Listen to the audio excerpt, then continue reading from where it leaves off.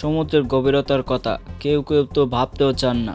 সমুদ্রের এই অতল গহনে নানা সময় দুর্ঘটনা অসংখ্য জাহাজ কিংবা অন্যান্য নৌজাহান হারিয়ে গেছে। টাইটানিক সহ আরও অনেক দামি জাহাজ পানির তলদেশে থাকলেও এসব উদ্ধার করা হয়নি। জাতীয় সংঘ বলেছে এ পর্যন্ত সমুদ্রে ডুবে যাওয়া জাহাজের সংখ্যা 3 মিলিয়ন।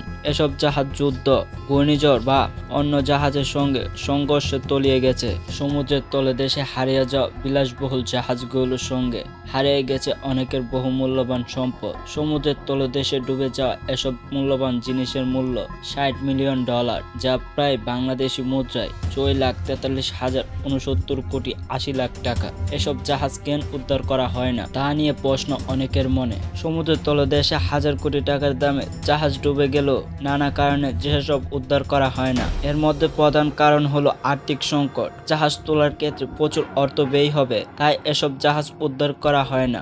অনেক সময় দেখা যায় যে জাহাজের দামের চেয়ে উদ্ধার খরচই বেশি। 2012 সালে 23শে জানুয়ারি ইতালির এক দ্বীপের কাছে পাথরের সঙ্গে ধাক্কা লেগে ডুবে যায় বিলাসবহুল প্রমোতরি কাস্টম কনকর্ডিয়া। পরবর্তীতে এটি উদ্ধারে $2 মিলিয়ন বেশি অর্থ ব্যয় হয়, যা জাহাজের নির্মাণ ব্যয়ের চেয়ে 3 গুণ বেশি। বেশিরভাগ জাহাজ উদ্ধার না করার অন্যতম কারণ হলো সমুদ্রের তলদেশে জাহাজের সঠিক অবস্থান নির্ণয় করতে না পারা। ডুবে যাওয়া অনেক জাহাজের সঠিক অবস্থান কখনো নির্ণয় করা সম্ভব হয়নি। সমুদ্রের তলদেশে গিয়ে জাহাজ উদ্ধার করা একেবারে সহজ কাজ নয়। অবস্থান জানা গেলেও অনেক সময় জাহাজের অবস্থা ভালো থাকে না। দীর্ঘদিন পানির নিচে থাকার ফলে জাহাজের অনেক যন্ত্রাংশ বিকল হয়ে যায়, যা পরে কোনো কাজে আসবে না। ডুবে যাওয়া জাহাজ উদ্ধার না করা আরও একটি কারণ হলো এর পরিবেশ।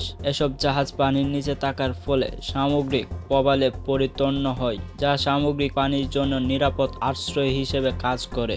সমুদ্রে ডুবে যাওয়া বিভিন্ন সামরিক জাহাজ উদ্ধার করা হয় না, এর কারণ অবশ্যই ভিন্ন। যদিও সামরিক জাহাজে অনেক বেশি পরিমাণ মূল্যবান সম্পদ থাকে, সামরিক জাহাজ উদ্ধার না করা অন্যতম কারণ মিলিটারি ফিলোসফি।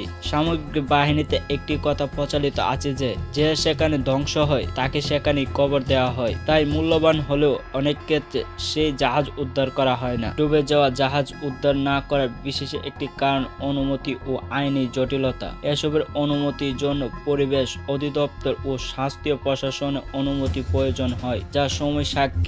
এসব জটিলতার কারণে জাহাজ কোম্পানিগুলো ডুবে যাওয়া জাহাজ উদ্ধার করতে চান না।